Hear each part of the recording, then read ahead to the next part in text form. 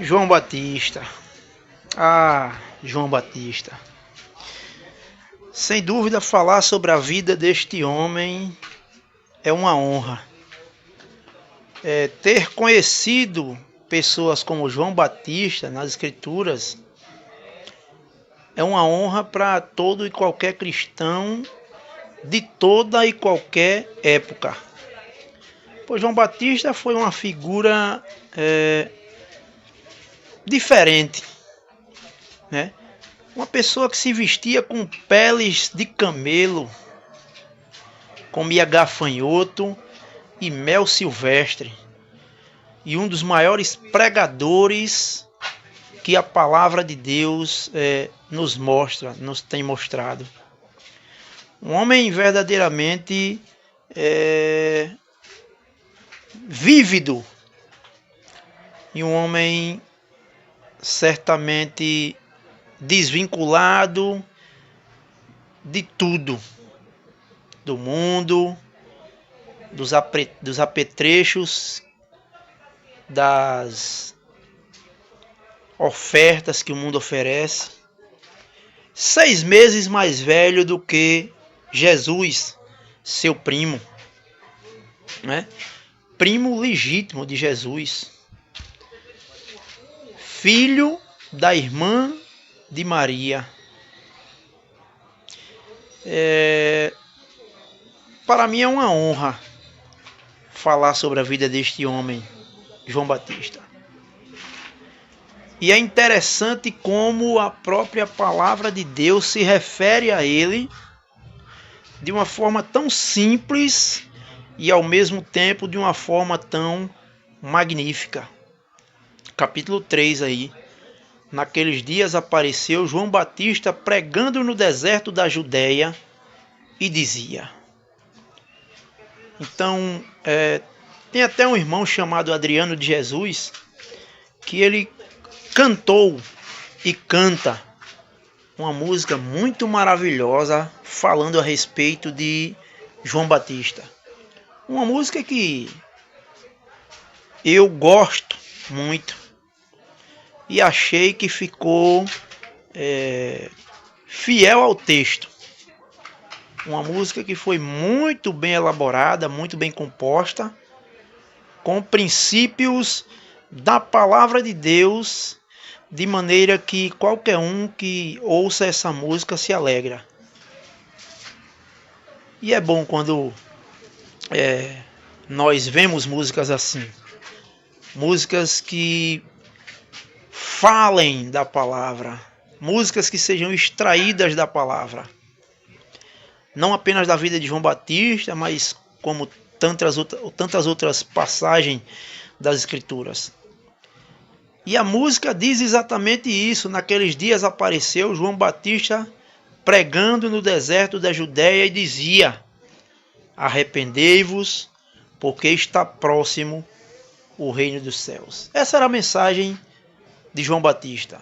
Ele fazia questão de anunciá-la, entendendo que ele veio ao mundo para este fim, para pregar o evangelho do reino. Arrependei-vos, porque está próximo o reino dos céus. Essa foi a mensagem de João Batista mais enfática, que chamou a atenção de todos que ali estavam por perto, pessoas que criam na sua mensagem e vinham ter com ele para serem batizados no Rio Jordão.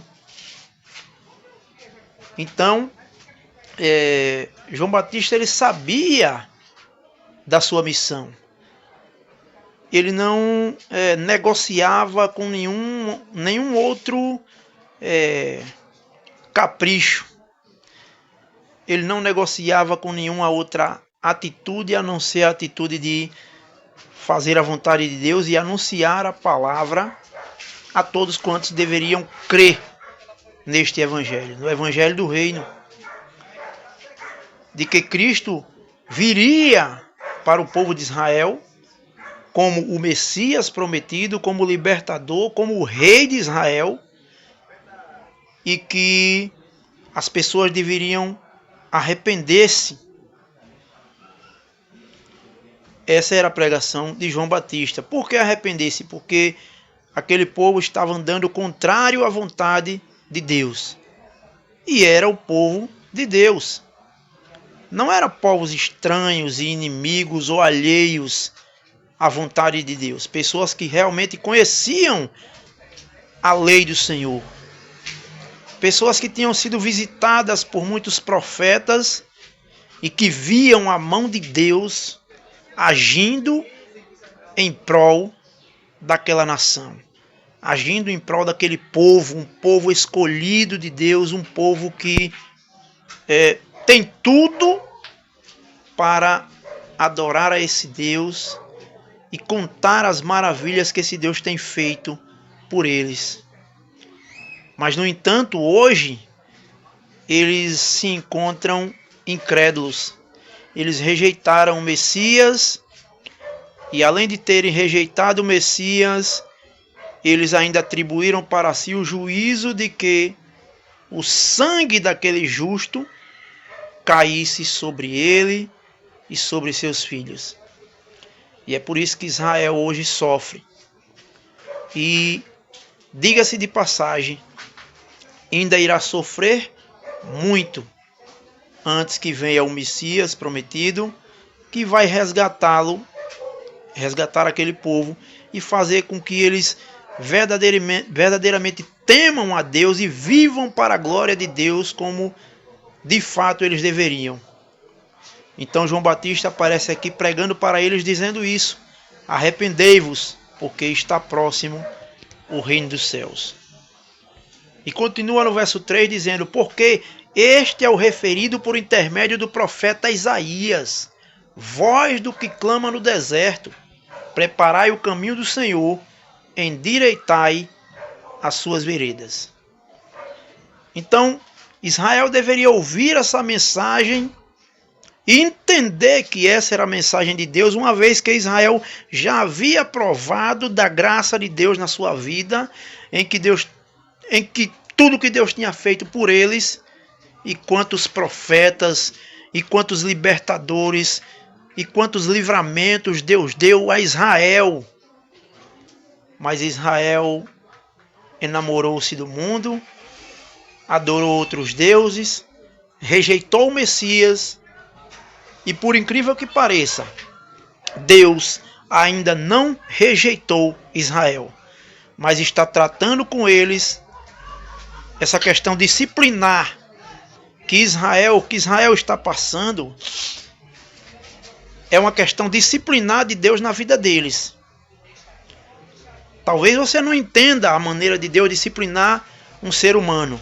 Deus pode disciplinar um ser humano até matando esta pessoa. E quem é o homem para discutir com Deus? Porventura pode a criatura perguntar ao Criador: por que me fizeste assim? Escreveu Paulo em Romanos. Então, Deus trata com esse povo e, dessa feita, mandou com que João Batista anunciasse que eles deveriam se arrepender, porque este é o referido por intermédio do profeta Isaías. Ou seja, Isaías já havia falado, e quantas pregações, quantas mensagens, 40 anos Isaías pregou para este povo. E este povo tapou seus ouvidos e não quis ouvir a mensagem do Senhor.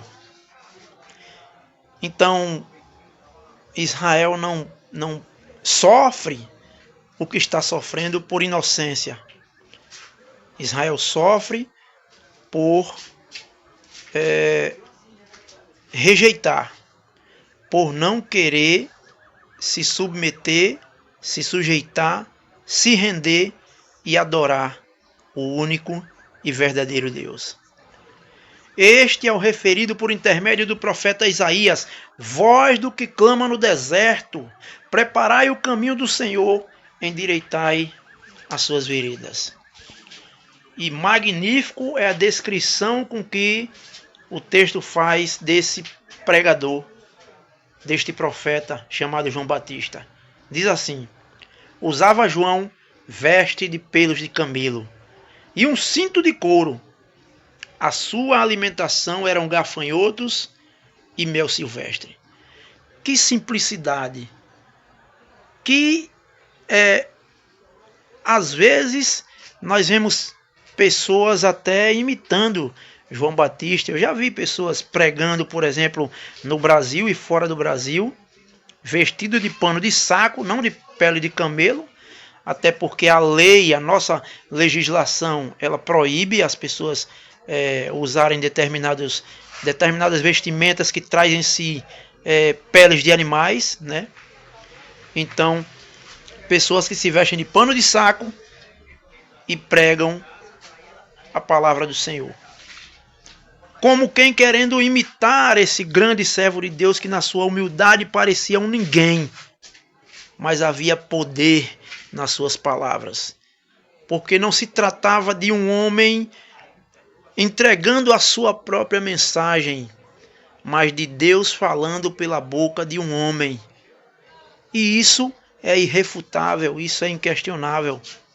Você pode aceitar ou não a mensagem deste cidadão, contudo, o que importa é saber que este cidadão que estava pregando essa mensagem era um cidadão enviado pelo Deus eterno, pelo Todo-Poderoso, por aquele que faz todas as coisas segundo o conselho da sua vontade. E este homem usava vestes de pelo de camelo e um cinto de couro, e a sua alimentação era gafanhoto e mel silvestre. Mas houve uma reação de um determinado povo. Houve uns que creram na pregação dele. Alguns rejeitaram. Mas houve alguns que creram. E no verso 5 vai dizer: então saíam a ter com ele Jerusalém e toda a Judéia e toda a circunvizinhança do Jordão. Saíam a ter com ele. Alguns desprezavam, como muitas vezes desprezam a mensagem, desprezam o pregador, desprezam aquilo que de fato Deus quer para as suas vidas. Mas existem aqueles que creem, e esses são chamados de eleitos. E sendo eleitos, crerão e serão salvos. E aqueles que não crerem serão condenados, porque assim foi dito pelo próprio Senhor Jesus, que a vontade do Pai é essa, que todo aquele que viu o Filho e nele crê, tenha a vida eterna. Quem crê no Filho tem a vida, porém quem não crê, sobre ele permanece a ira de Deus. Verso 6. E eram por ele batizados no Rio Jordão, confessando os seus pecados. Era assim que funcionava para aquele povo, o povo de Israel. Os judeus que haviam rejeitado o Senhor, que haviam andado em caminhos tortuosos, longe da vontade do Deus Todo-Poderoso, e que agora precisavam se arrepender, serem batizados e confessarem os seus pecados. Vendo ele, verso 7, vendo ele, porém, que muitos fariseus e saduceus vinham ao batismo, disse-lhes: raça de víboras, quem vos induziu a fugir da ira vindoura? Esta é a expressão mais marcante com que muitos de nós cristãos admiramos a forma como João Batista tratou os fariseus. Quem eram os fariseus? Eram aqueles que ensinavam ao povo a maneira como eles deviam viver, mas eles mesmos não viviam. Eles faziam questão de serem reconhecidos, faziam orações nas praças para serem vistos dos homens. Eles gostavam dos primeiros lugares onde eles chegavam e eram honrados pelos homens. E o Senhor diz: não sejam como os fariseus, que fazem tudo com o fim de serem vistos pelos homens, pois eles já receberam o seu galardão. E qual é o galardão dos fariseus? É o aplauso dos homens, é o elogio, é o ser visto, é o ser elogiado, é o ser chamado mestres. Esse é o galardão dos fariseus. Então João Batista, quando viu os fariseus e os saduceus, que era outro grupo de pessoas também que não estavam nem aí com a lei de Deus, mas valorizavam mais as tradições, e João Batista simplesmente chama eles de raça de víboras. Talvez você fique chocado com essa expressão. Como é que um homem de Deus pode chamar o outro de raça de víbora? Mas você pode se admirar porque você não conhece a natureza humana, ou pelo menos não se reconhece a si mesmo. Ninguém chamaria outro de raça de víbora se as pessoas não se comportassem como víboras. Existem muitas pessoas que se comportam como víboras, como cobras, como serpentes, como pessoas desumanas. E uma pessoa não é desumana quando ela pega uma arma e sai matando todo mundo. Uma pessoa pode ser desumana quando ela dá um conselho errado para uma pessoa, dizendo a essa pessoa que esse é o conselho certo. Quando, por exemplo, o Senhor manda dizer à pessoa que se arrependa, que confesse seus pecados e que se renda a Cristo, e os pregadores dizem: venham que Deus vai lhe abençoar, traga suas necessidades, Deus está querendo lhe abençoar. Não há nada de mal para lhe acontecer, pois Deus lhe dará o livramento. Deixe-me lhe dizer, Deus só dará a você o livramento se você se arrepender dos seus pecados, se você nascer de novo, se você crer em Cristo. Caso contrário, não é a bênção de Deus que está sobre a sua vida, mas é a ira de Deus que permanece sobre a sua vida. Pois não se trata de Deus derramar a sua ira um dia sobre você. Se trata de você já estar debaixo da ira de Deus. O meu desejo é que você reconheça isso, que você é um pecador, que está debaixo da ira de Deus, e que o único que pode mudar essa condição e arrancar você debaixo da ira e trazer você para debaixo do amor de Deus por graça é Cristo Jesus. Pois ele disse: eu sou o caminho e a verdade e a vida. Ninguém vem ao Pai a não ser por mim. Certa feita ele disse também: eu não vim para fazer a minha própria vontade, mas a vontade daquele que me enviou. E a vontade do que me enviou é essa: que nenhum eu perca de todos os que me deu, mas que eu o ressuscite no último dia.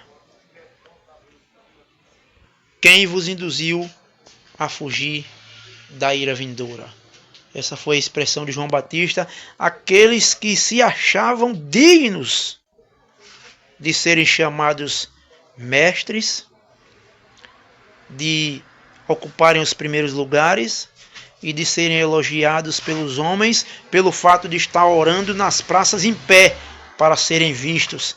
Jesus disse: entra no teu quarto, fecha a tua porta e ora ao teu pai que te vê em secreto, que o teu pai que te vê em secreto te recompensará.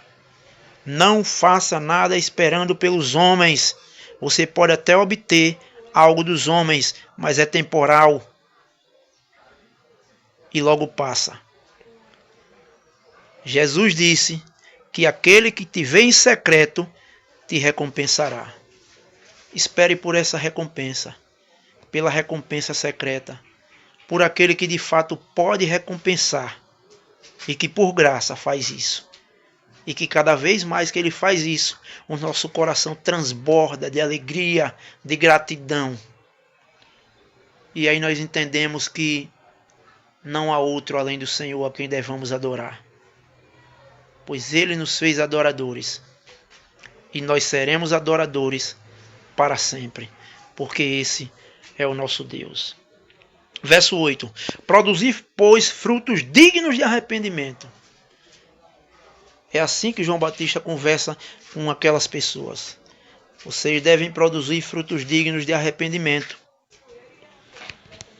O verso 9 ele diz: e não comeceis a dizer entre vós mesmos: temos por pai a Abraão. Não adianta você dizer, meu pai é Abraão, Abraão é meu pai na fé, eu sou filho de Deus. Não adianta você dizer isso. Produza frutos dignos de arrependimento. Viva como um filho de Deus. Haja como um filho de Abraão. Abraão viveu por fé. Você não está vivendo por fé. Você está confiando nas suas obras, no que você pode fazer para ser salvo, no que você pode fazer para agradar a Deus. Não se trata do que você pode fazer, se trata do que Cristo fez. E eu creio no sacrifício de Cristo. E eu crendo nesse sacrifício, automaticamente eu nasço de novo, recebo o Espírito Santo e enchendo-me do Espírito Santo, eu tenho condições de viver para a glória de Deus. E então eu entendo que é pela fé que se agrada a Deus. É pela fé. Hebreus capítulo 11, verso 6. De fato, sem fé é impossível agradar a Deus. Pois importa que aquele que se aproxima de Deus creia que Ele existe e que se torna galardoador dos que o buscam, é o que diz a palavra. Então viva por fé e não por obras. E não comeceis a dizer entre vós mesmos, temos por pai Abraão, porque eu vos afirmo que destas pedras Deus pode suscitar filhos a Abraão. Veja, não se trata de você dizer sou filho de Abraão, porque assim como Deus criou o homem do pó da terra, Ele pode fazer de pedras nascer filhos a Abraão. Eu vos afirmo que destas pedras Deus pode suscitar filhos a Abraão. Se trata de Deus fazer, assim como Ele nos fez. Ele fez o homem do pó da terra e escolheu homens para serem adoradores dele. Assim também Ele pode suscitar de pedras filhos a Abraão, para que esses o sirvam e vivam para a glória dele. Deus não precisa de mim. Deus não precisa de você. Deus faz todas as coisas segundo o conselho da sua vontade, para o louvor da tua glória, para que nós desfrutemos disso e o adoremos. Deus não se impressiona com as nossas obras. Pelo contrário, nós é que nos impressionamos com um Deus como esse. Não há outro Deus além desse, nem muito menos igual a esse. Deus pode suscitar filhos a Abraão. No próximo estudo, para não ficarmos muito prolongado, iremos mostrar as consequências de uma pessoa não se arrepender e não crer.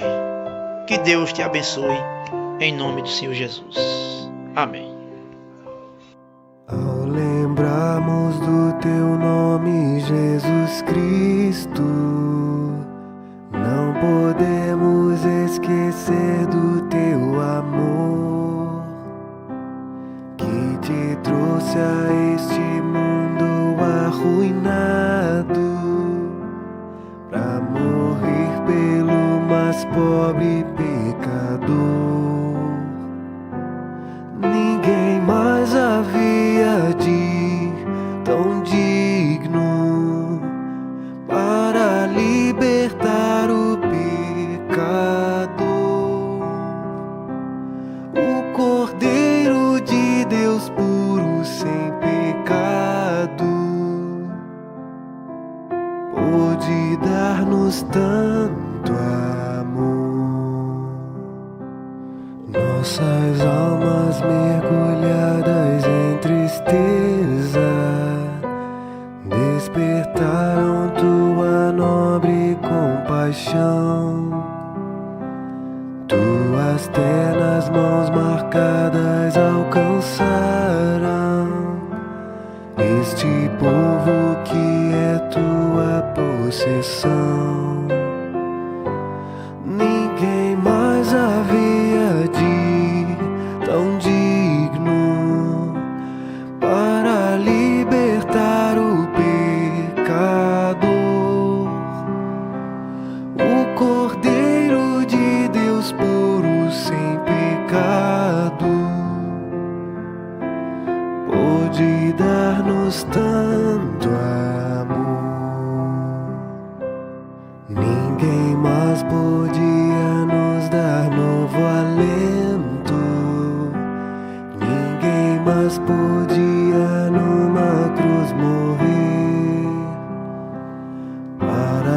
salvar, deixaste tua glória.